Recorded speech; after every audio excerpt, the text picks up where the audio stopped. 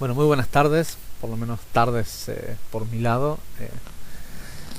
Adáptese al horario en que cada quien lo está escuchando. Clase de Zohar Parashat Vayechi. Esta porción que tenemos esta semana y la energía de esta semana es definitivamente particular. Estamos hablando de, para empezar, la última porción del libro de Bereshit. Sabemos que la Torá se divide en 5 libros y cada uno de ellos corresponde a un grupo de sefirot de Keter a Malhut. Son Keter, Jochma, Binah, Zerampin y Malhut. El libro de Génesis corresponde a la energía de Keter, Keter siendo la semilla de la emanación o la luz misma.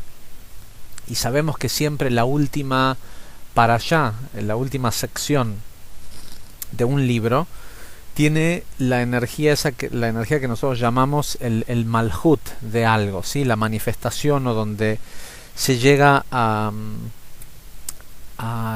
la plenitud o a la totalidad de la revelación de una determinada energía. En este caso, la energía del libro de Bereshit, de Génesis, que es en sí el origen del juego de la vida. Y esta porción, Vayechi, es ese nivel, Malhut, el lugar en donde se manifiesta. La palabra Vayechi quiere decir y vivió. Empieza diciendo la porción, Vayechi Jacob, y vivió Jacob en la tierra de Egipto X cantidad de años. Perdón. Y este libro, o este último, sobre todo esta última porción, cuando una persona está con poca energía, cuando una persona está deprimida, cuando la persona no tiene fuerza para seguir adelante, le decimos generalmente que lea o escanee el Zohar en la porción de Vayechi, esta porción específica, porque decimos que esta porción tiene la energía de reavivar la vida, ¿sí? De devolver energía de vida a una persona o a todo aspecto de la vida que haya entrado en decadencia, por decirlo de alguna forma, o que haya entrado en contacto con la energía de la muerte. Ahora, los comentarios, y por cierto, los temas sobresalientes de esta porción tienen que ver con la muerte. Esto ocurre en los últimos días de la vida de Jacob, por lo cual esta porción es generalmente conocida, es porque Jacob, antes de morir, bendice a sus hijos y a los 2 hijos de Yosef, y los bendice de una manera muy particular. En realidad solo son muy poquitos los que se llevan una bendición. Realmente los que se llevan verdaderamente una bendición son Yosef y sus hijos Efraim y Menashe, y a los demás la bendición, esa última bendición que Jacob les da antes de morir, es en realidad un vistazo sobre el futuro de cada una de estas tribus. Pero más allá de un vistazo sobre el futuro de lo que les va a ocurrir, que en realidad Jacob había alcanzado un altísimo nivel de profecía para ese momento, también lo que estaba dando es un indicio de, y hoy no nos va a dar el tiempo para entrar en una clase de 1 hora para entrar en detalles, un indicio sobre la energía que iba a tener de ahí en adelante cada uno de los signos del zodíaco. Según sabemos que cada uno de los hijos, de los 12 hijos de Jacob, las 12 tribus, son las carrozas o los canales mediante los cuales se manifestó en el mundo la energía de la influencia astral de cada uno de los 12 meses del año, de los 12 meses o de los 12 signos del zodíaco. Ahora, de estas, bueno, y entre el resto de las áreas que son notables de la porción, como dijimos, tenemos la muerte de Jacob, tenemos la bendición que Jacob le dio a sus hijos, entre ellas la bendición de Efraín y Menashe, y la bendición misma que se le dio a Yosef, que se utiliza hasta el día de hoy como protección contra el mal de ojo o protección contra energías negativas, y ahora en un segundo vamos a hablar de eso. Y finalmente, otro tema que es destacable de la porción es el entierro de Jacob. Jacob muere y momentos antes de morir le hace prometer a Yosef que lo va a llevar, que lo va a sacar de Egipto cuando se muera y que lo va a enterrar en la misma tierra que su abuelo Abraham había comprado en las planicies de Mamre, en Hebrón, esta famosa la cueva de Macpelá, donde si se acuerdan en la clase de Zohar de Hayei Zara explicamos con mucho detalle cuál es la energía que tiene ese lugar y toda la transacción que ocurrió para que los patriarcas pudieran estar enterrados en ese lugar, que no es nada más ni nada menos que el acceso terrenal a lo que se conoce como el jardín del Edén, que es un lugar metafísico, no un lugar en la tierra. La cueva de Macpelá es el famoso portal de ingreso y de salida de todas las almas que llegan a la tierra, que encarnan a la tierra. Por eso es que cuando el Zohar dice que cuando una persona muere, su alma es llamada a Hebrón, atraviesa un túnel y en el fondo del túnel está el túnel es un túnel que tiene una luz en el fondo, y en el fondo del túnel está Adán, el primer hombre, que es el primero en recibir a las almas en este paso entre una vida y la otra a través de este lugar. Y sabemos que mucha de la gente que ha tenido experiencias de muerte cercana o muerte clínica, todos cuentan esta misma historia en común de sentirse viajando por un túnel con una luz al final y alguien que los recibe o ven que hay gente del otro lado. En definitiva, Jacob le hace jurar a Yosef que cuando él se muera lo van a llevar a enterrar a este lugar. Y Yosef aprovecha esta oportunidad y convoca a todos los sabios de Egipto, siendo que Yosef era el segundo en comando de Egipto después del rey. Habla con el rey de Egipto y le dice, murió mi papá y le prometí que lo iba a enterrar en la tierra, en Hebrón, y quiero que le demos todos los honores que se le dan a una persona que es de la familia real, ¿sí? Porque siendo que Yosef era el segundo en comando, pide que se declare una especie de duelo nacional en Egipto. Y no solo eso, sino que el faraón, en agradecimiento a Yosef y a todo lo que hizo por salvar a la tierra de Egipto de los años de hambruna, le dice, bueno, si vas a llevarte a tu papá a enterrar a otro lugar, que la procesión de Egipto que se merece y los carruajes y todo lo que él merece por ser el padre de un rey, que también te acompañen a este lugar. Y esto era en realidad precisamente el motivo por el cual Yosef organiza este gran velorio y lo embalsama a Jacob para poder velarlo también en Egipto. Lo velan en Egipto durante 70 días y todo el pueblo de Egipto llora por él, y eventualmente se lo llevan a Egipto.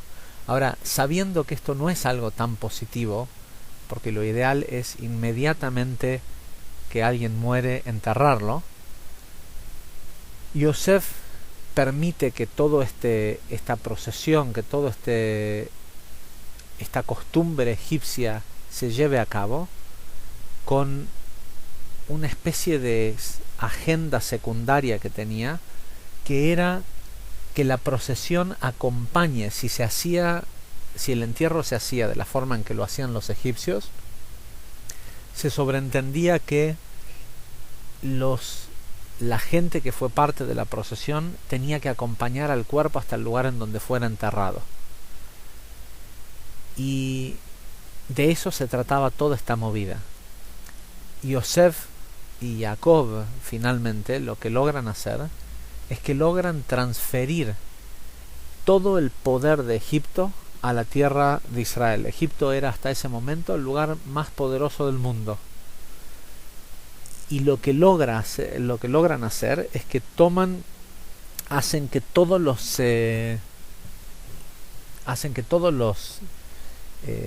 sabios y los magos de Egipto viajen junto con la procesión, y en el momento que salen de la tierra de Egipto y entran a Israel, recién ahí los magos de Egipto se dan cuenta de lo que había sucedido. Y de hecho nos cuenta la Torá que en el momento en el que cruzaron la tierra que cruzaron el Jordán, el pueblo hubo un gran duelo, nos dice la Torá, y nos dicen que la gente, los habitantes de la tierra de Canaán, cuando vieron a todos estos egipcios llorar de la forma en que lloraban, a ese lugar lo llamaron Abel Mitzrayim, el duelo de Egipto. Y la gran pregunta, siendo que también habían viajado los hijos de Jacob, todos los hombres mayores de edad y las mujeres, 70 personas de la casa de Jacob, más todos los magos y los ministros de Egipto, si el que se había muerto era Jacob, era Israel, ¿por qué no le llamaron al lugar Abel Israel, el duelo de Israel? ¿Por qué el duelo de Egipto? Porque en realidad los que lloraron en ese lugar fueron los egipcios, cuando se dieron cuenta que en el momento en el que cruzaron el Jordán y pisaron la tierra de Israel, todo el poder de esa magia negra que ellos ejercían en la tierra de Egipto, de la preservación del cuerpo y de la fuerza del 1% de lo físico por sobre lo espiritual, toda esa fuerza le había sido transferida a la tierra de Israel, con lo cual de alguna forma Yosef, y por eso también Yosef le hizo prometer a sus hermanos cuando muere y les dice a los hermanos, le dice, sepan que no van a estar acá para siempre, que va a venir un líder que los va a sacar de esta tierra y los va a llevar a la tierra de nuestros padres, y les pido que me prometan que van a llevar mi cuerpo y no lo van a dejar en Egipto y lo van a llevar eventualmente y lo van a enterrar en Israel. Era porque Yosef ya podía ver a Moshe, Yosef ya podía ver a Moisés, sabía que Moisés iba a llevar al pueblo de Israel de Egipto, y también sabía que Moisés iba a llevar el cuerpo de Yosef a ser enterrado en Shem, en Nablus, en Israel, y que no podía ser de esa forma, que Moisés que el pueblo de Israel no iba a tener la fuerza para poder salir de Egipto, de no ser por haber transferido toda esta energía o haber neutralizado la energía negativa de Egipto, llevando a todos sus sabios a sus ministros y a sus magos hacia la tierra de Israel. Y es por eso que ese momento o ese lugar es llamado el duelo de Egipto, porque los que sufrieron la mayor pérdida fue precisamente el pueblo egipcio. Más allá de ese pequeño detalle que no es menor, porque decimos que la energía de la porción de esta semana y la energía de esta semana es la de devolver energía de vida y eliminar los aspectos de la muerte cuando algo entró en contacto con la energía de la muerte.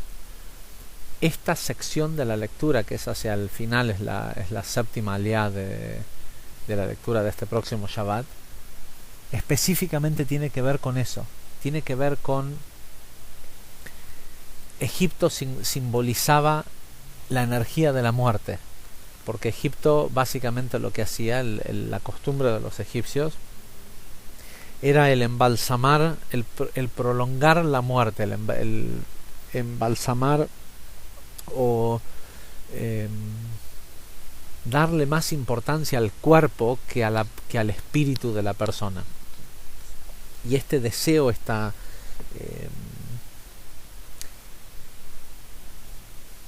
no sé si la palabra es deseo, pero esta costumbre que ellos tenían de idolatrar al cuerpo muerto y momificarlo y pensar que vivía eternamente en el cuerpo momificado, es justamente la adoración a la muerte misma.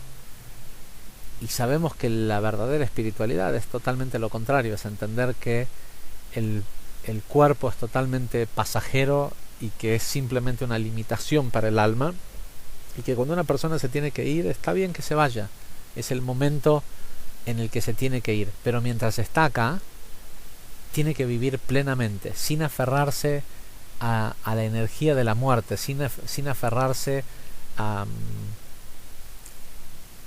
prolongar el sufrimiento o a prolongar aquello que ya no tiene vida.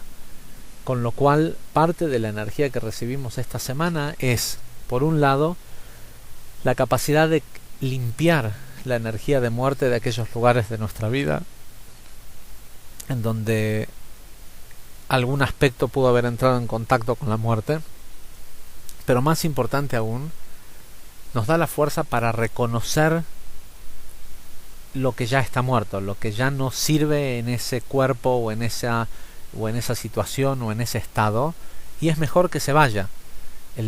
A veces uno de los regalos más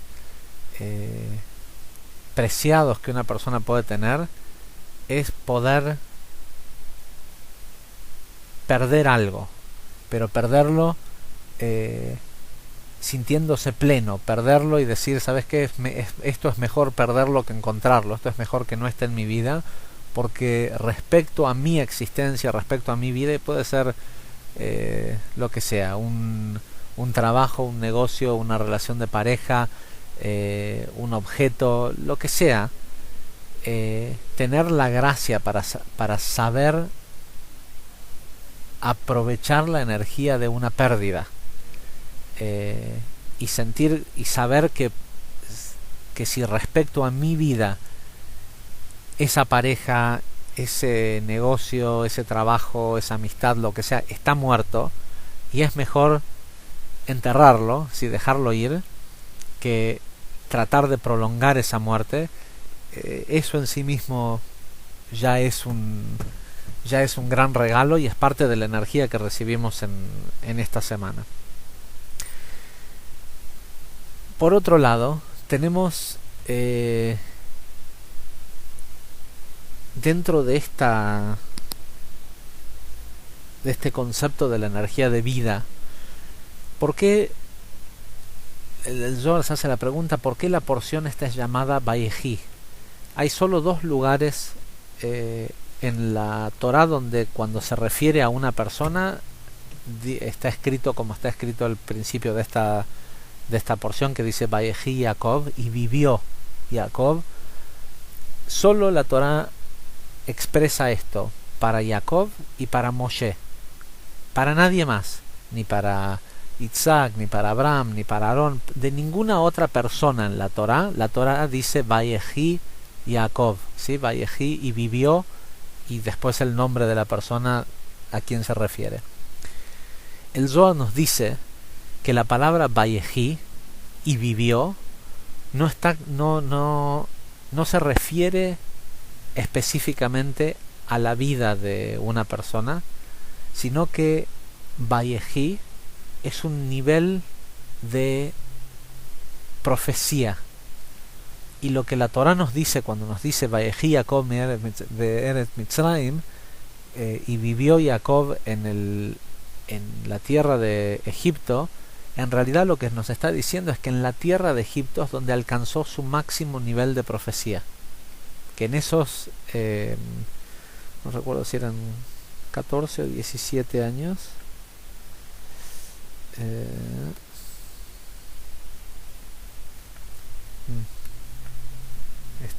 no tengo enfrente mío no tengo internet para poder entrar a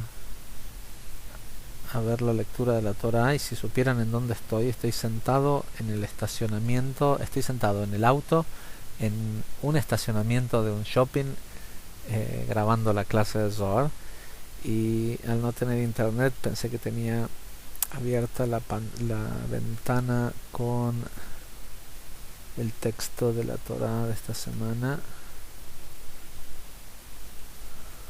Ok.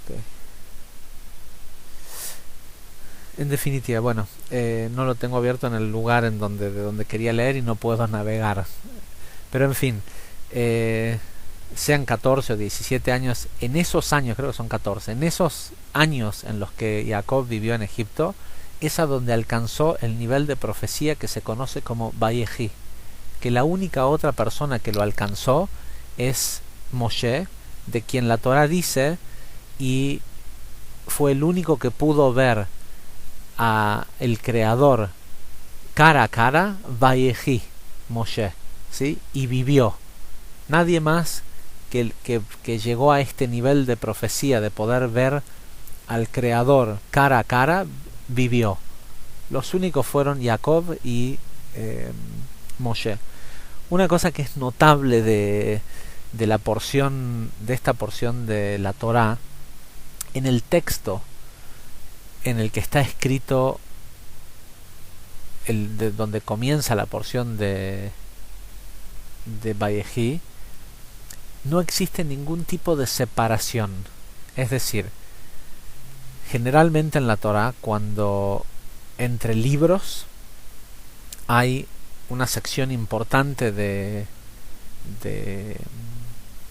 renglones que están en blanco, y entre porción y porción muchas veces hay una línea en blanco, o por lo menos el espacio de 6 letras. El equivalente a lo que serían 6 letras, hay un espacio. En este caso, entre el final de la porción de la semana pasada y esta, no hay ningún tipo de espacio. Y el Zohar nos dice de que esto no es por error, no es casual. Fue diseñado de esa forma porque tiene la intención de demostrar que cuando llega la porción de Vayehi no hay fragmentación, no hay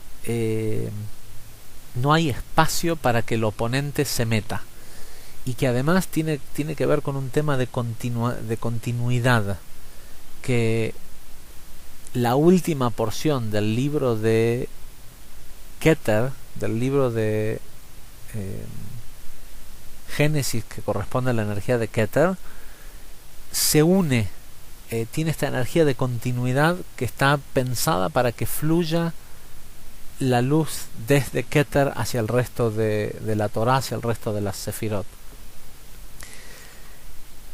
Jacob, cuando alcanza este nivel altísimo de profecía que conocemos como Vayehi Jacob,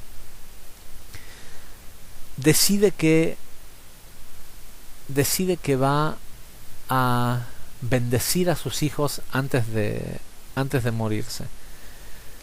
Lo primero que hay es toda una explicación muy rara de cómo bendice a los hijos de Yosef, a quienes le dice, manda a llamar a Yosef y le dice, mira, le dice, yo sé que vos tenés dos hijos, Efraín y Menashe.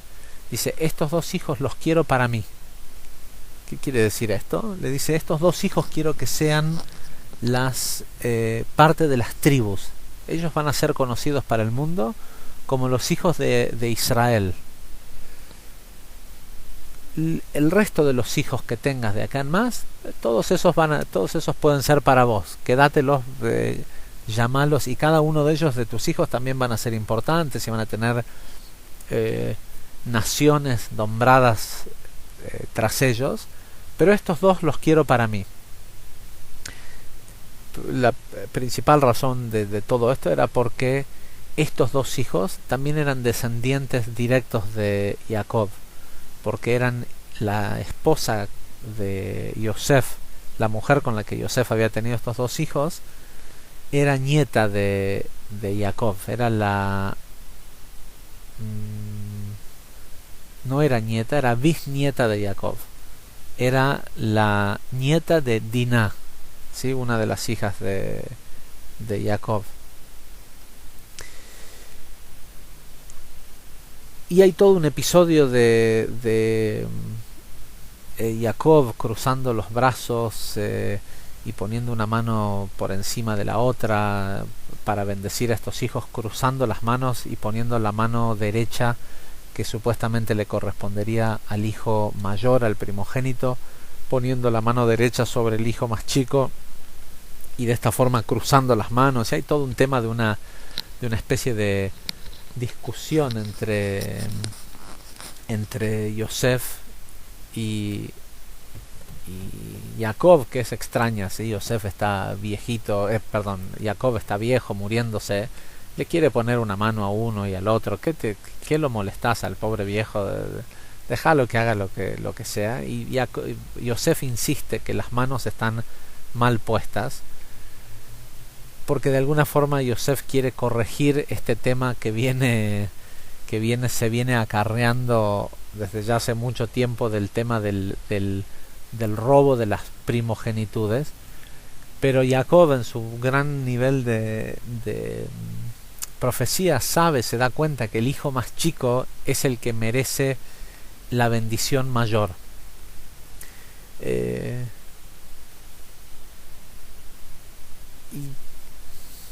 Y en esto también hay una lección que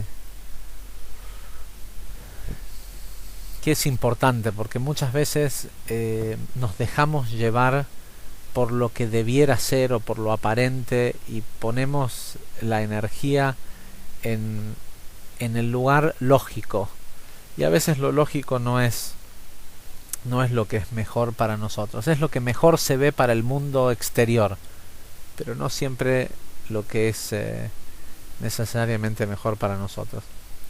En definitiva, bueno, después de que Jacob bendice a los hijos de Yosef, finalmente manda a llamar a todos sus hijos para bendecirlos. Y más allá de que la mayoría de las bendiciones no suenan realmente como bendiciones, dijimos, son como pequeñas profecías acerca del futuro que iba a tener cada una de las tribus en los años por venir, hay una bendición que no le corresponde a una de las tribus, porque es la bendición que le da a Yosef. Y es una bendición que se acostumbra todos los viernes a la noche, después de Kiddush, de Shabbat, dar esta bendición a los hijos. Y la bendición es muy rara. Dice, es el versículo 22 del capítulo 49 del libro de Bereshit. Y es una famosa bendición, pero muy pocas veces explicada en detalle. Dice, Ben porat Yosef, Ben porat alei ain, Banot tzada alei shor. Si uno traduce esto literalmente, lo que dice es Ben Porat Yosef Ben Porat Ale Ain.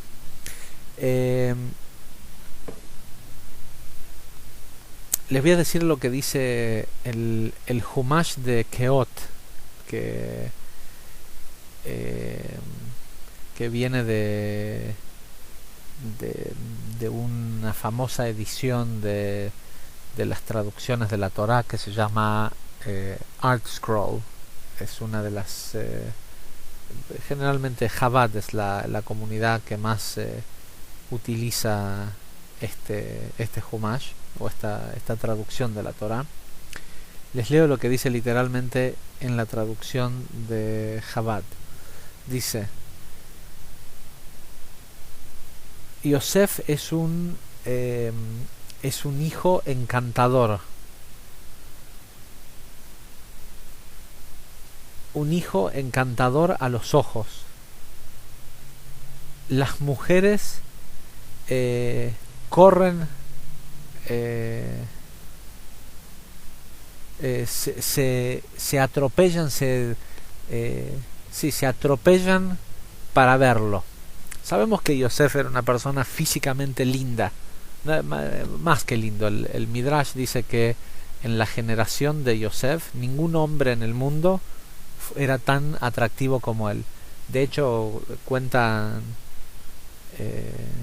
el Midrash que cuando Yosef caminaba por las calles de Egipto, las mujeres desde los balcones les tiraban joyas, haciendo cualquier tipo de cosas con tal de llamar la atención de él y lograr que Yosef las mirara a los ojos, de lo atractivo y de lo lindo hombre que era. Y así es como traducen esto que dice Ben Porat Yosef Ben Porat Ale Ain. Y si fuera así, si este fuera el significado, qué cosa poco interesante o poco significativa que sería bendecir. Esto ocurrió hace 3750 años más o menos, y desde ese momento en adelante, cada vez que un padre o que alguien le da una bendición a sus hijos, empieza diciéndole esto. Y si realmente significara lo que esta traducción, la verdad que poco significado decirle para bendecir a un hijo, decirle Yosef es un hijo atractivo, atractivo, es atractivo para los ojos, y las mujeres se atropellan para verlo. Si el hijo que estás bendiciendo no se llama Yosef, más aún todavía, ¿no? Como que no tiene sentido.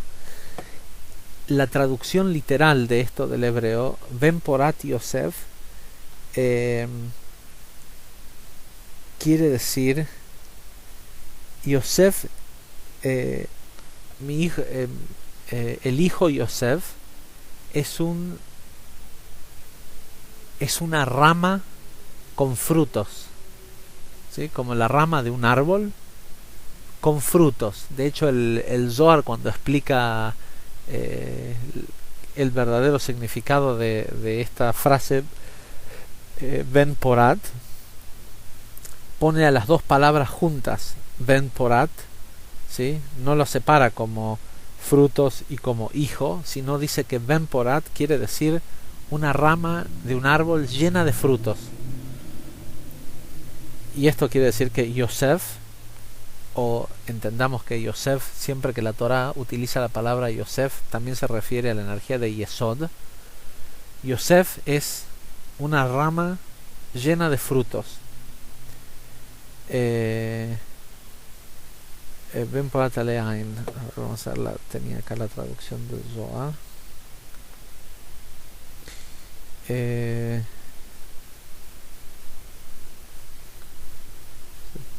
El Zohar de esta semana, en el versículo 700, hay muchísimo Zohar para este libro. para esta parashá. Hay una infinidad de secretos y de cosas escritas en el Zohar, sobre todo respecto a las bendiciones que le dio Yosef a cada uno de sus hijos.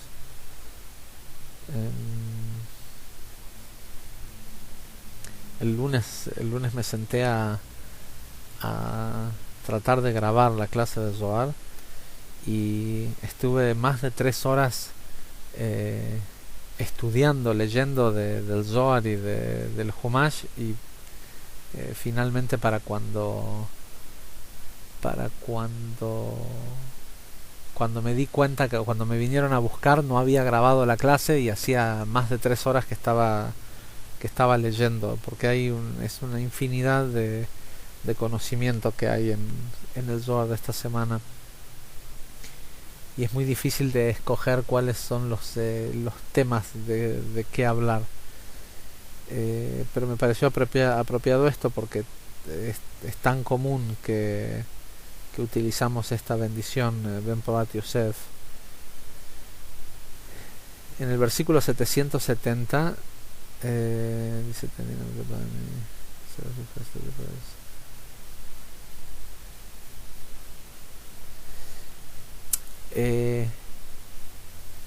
el Zohar lo traduce de la siguiente manera. Dice: Yosef es una rama llena de frutos. Una rama llena de frutos que está al costado de una que está cercana a una fuente. Y el Zohar hace la pregunta, dice: ¿por qué dice 2 veces Ben Porat? ¿Sí? Una rama llena de frutos. Y la respuesta dice: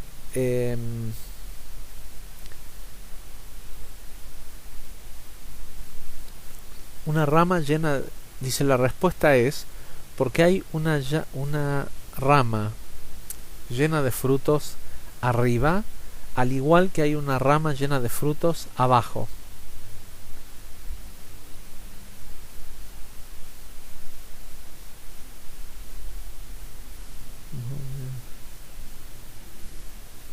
Dice, y la otra pregunta es, dice, ¿por qué no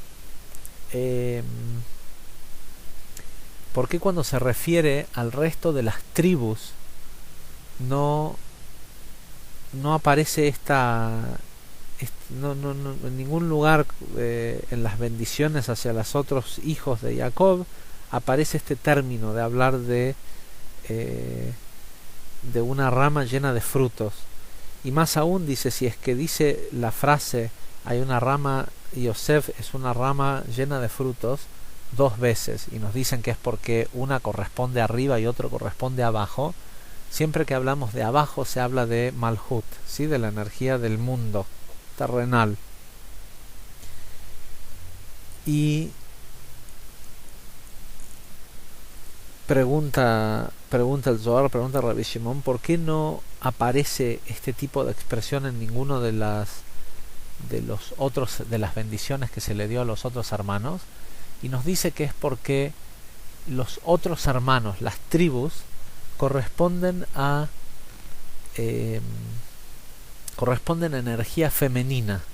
Sabemos que los 12 signos del zodíaco son de alguna forma parte del juego de la vida, son parte del juego de Tikkun, de la corrección, es decir, que tienen que ver con el sistema de Malhut, el sistema del 1%. No es parte del 99% de la esencia, que a eso es a lo que se refiere cuando decimos como arriba, también abajo.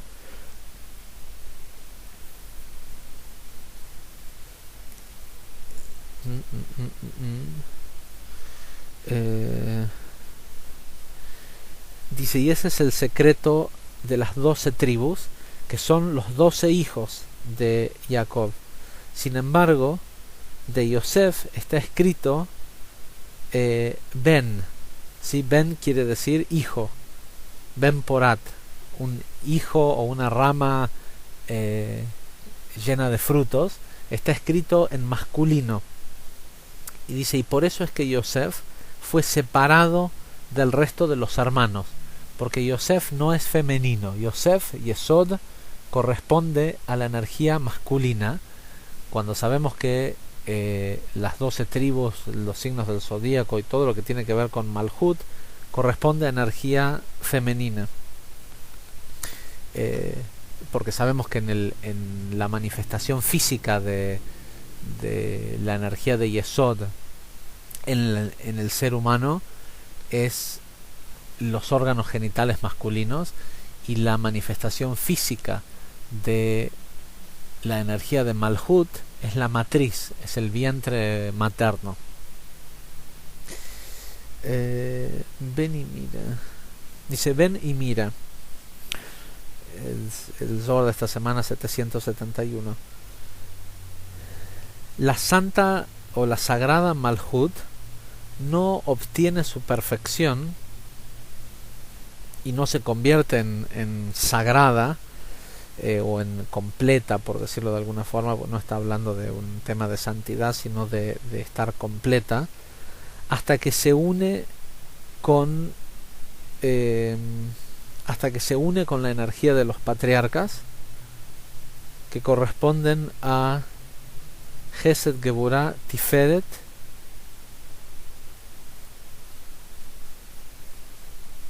y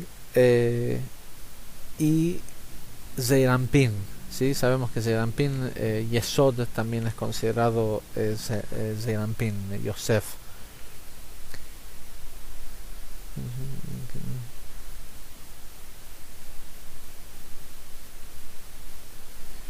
Dice, cuando ellos se unen,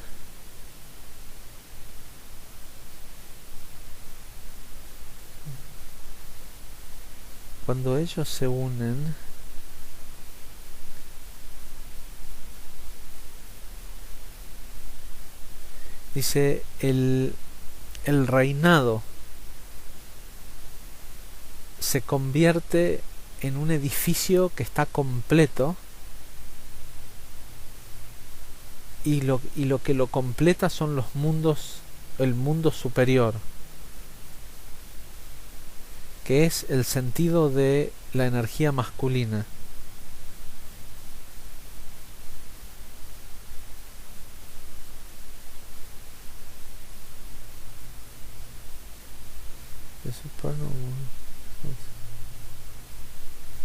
Dice, y ese mundo supremo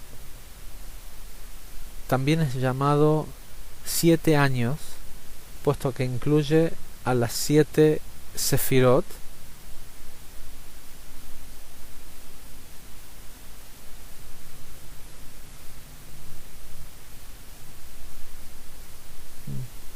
dice, puesto que ese mundo superior es la energía de Binah, y dentro de Binah también están incluidas las 7 Sefirot inferiores, Gesed, Geburah, Tiferet, Netzachot, Yesod y Malhut, las cuales son llamadas 7 años.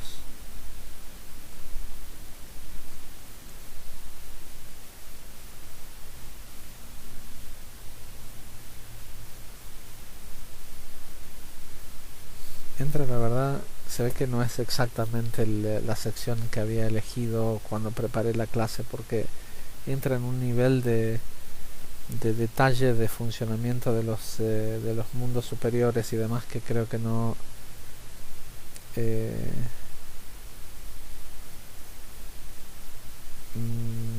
creo que si nos metemos en esto no salimos por un par de horas más. Pero en definitiva les resumo cuál es la idea detrás de este concepto, de esta famosa bendición Ben Porat Yosef, Ben Porat Alei Ain, y por qué dice Banot Tzadad Alei Shor. Esta idea de que las mujeres se precipitan para verlo. Sabemos que obviamente no se refiere a mujeres La Torá rara vez habla de hombres, mujeres, refiriéndose a personas, sino cuando se hacen estas referencias tienen que ver con energías. Las mujeres son, la mujer es la energía de Malhut, y entre comillas las mujeres son los pueblos del mundo, que los pueblos del mundo son vasijas, son los receptores de la luz del Creador, son en su esencia deseos, son vasijas. Y esta bendición que se le da a una persona cuando uno quiere que esa persona prospere, cuando uno quiere que esa persona esté bien, o cuando uno le desea lo mejor a alguien, no hay una mejor bendición que esta. Ben porat Yosef, ben porat alein, banot sadad alei shor. Esto quiere decir que logres ser energía masculina, ¿sí? Que logres ser la luz, no alguien que recibe, sino alguien que da, porque en ese momento vas a ser como Yosef, Ben Porat Yosef. ¿Y cómo era Yosef? Yosef era una rama llena de frutos, ¿sí? Que la rama del árbol llena de frutos no pide nada, solo da. Tiene la energía del árbol, es solo dar. Y sobre todo si es una rama que está llena de frutos, es esta capacidad de poder ser proveedor para los demás. Y por eso es que los pueblos, las mujeres se precipitan para verlo. ¿Qué quiere decir esto? Cuando una persona realmente es un proveedor, o logra ser un proveedor, que esa es la bendición más grande que alguien puede tener en su vida,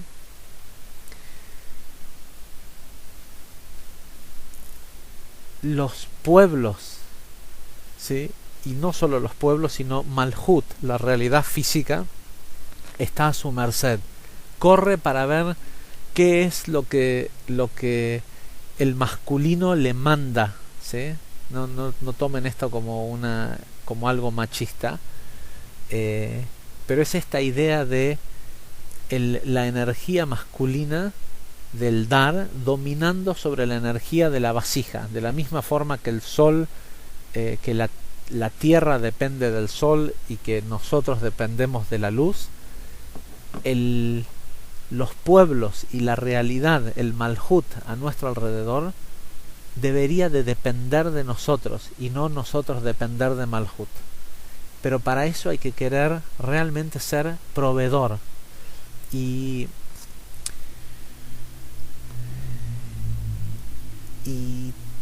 tal vez siempre decimos, ¿no?, que la Kabbalah no es para todo el mundo, no es todo el mundo debe tener acceso a poder estudiar Kabbalah, pero el conocimiento de la Kabbalah es para aquellos que realmente quieren cambiar este mundo. Y la forma de cambiar este mundo, por lo menos nosotros, aquellos que estudiamos todas las semanas esta clase de Zohar, que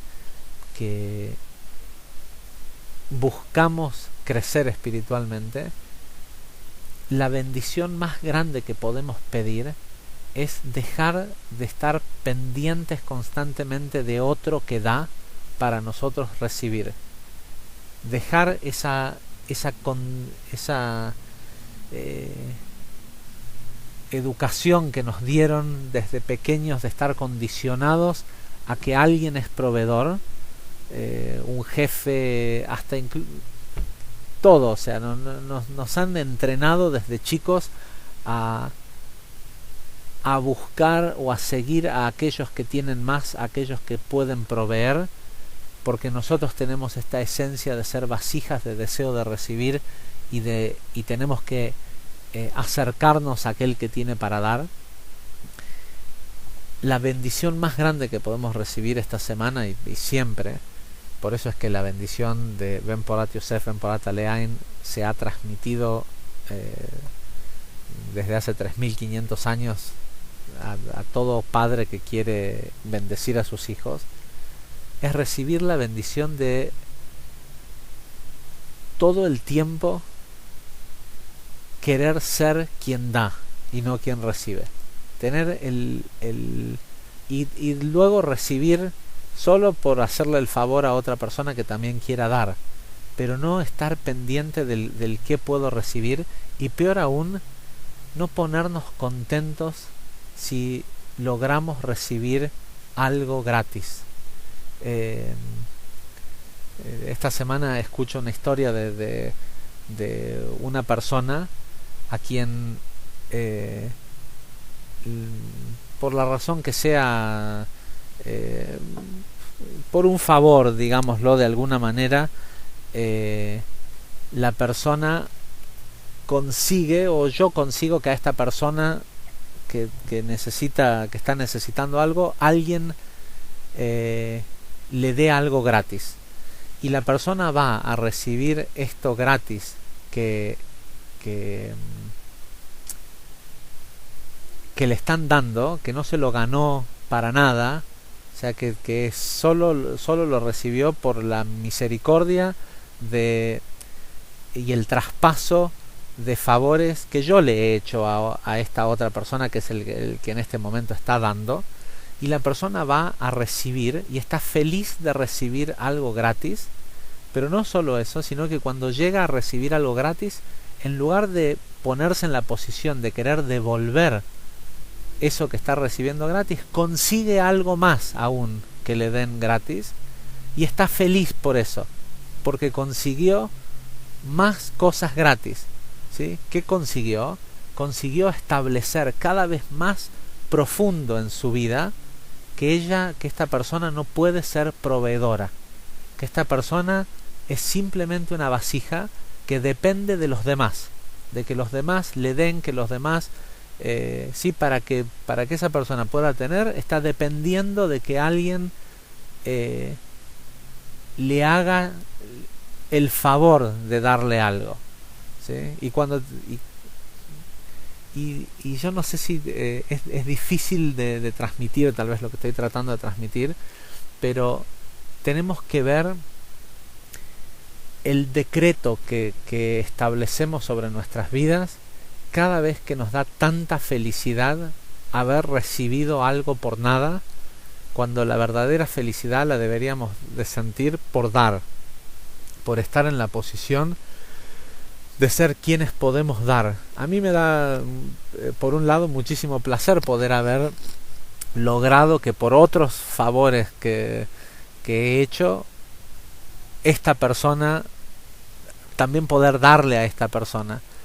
Pero lamentablemente, cuando una persona estudia Kabbalah, sabe que si está recibiendo eso gratis y es algo que le hace bien a su vida, tendría que estar haciendo todo lo posible por compensar esa energía, todo aquello que no tiene un intercambio equilibrado de energía, termina dándonos lo que conocemos como pan de la vergüenza, ¿sí? Que terminamos incluso sintiendo resentimiento por aquel que nos dio.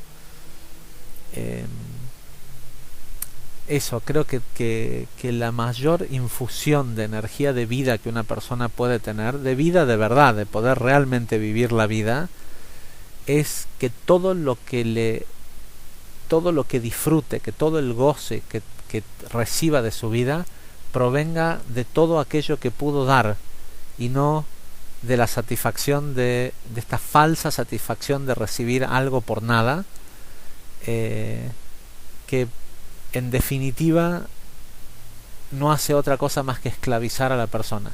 Cada vez que la persona recibe algo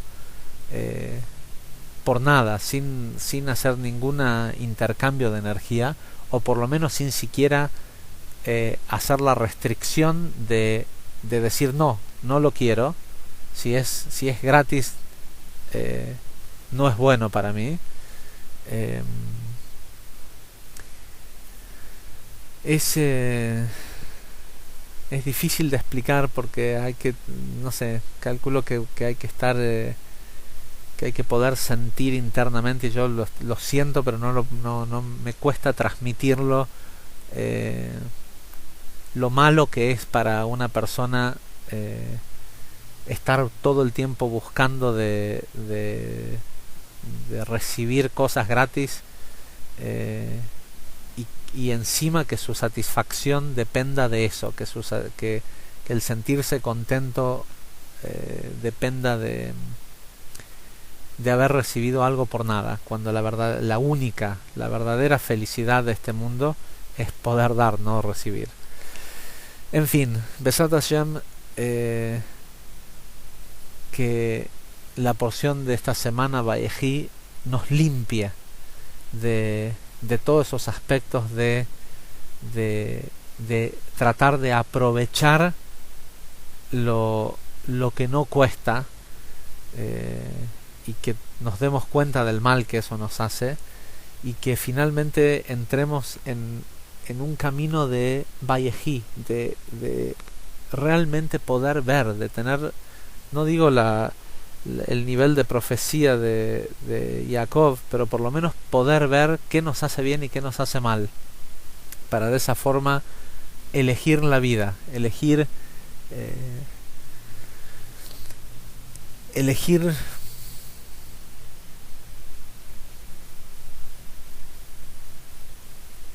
prolongar nuestra libertad y prolongar la vida, y no esclavizarnos cada vez más.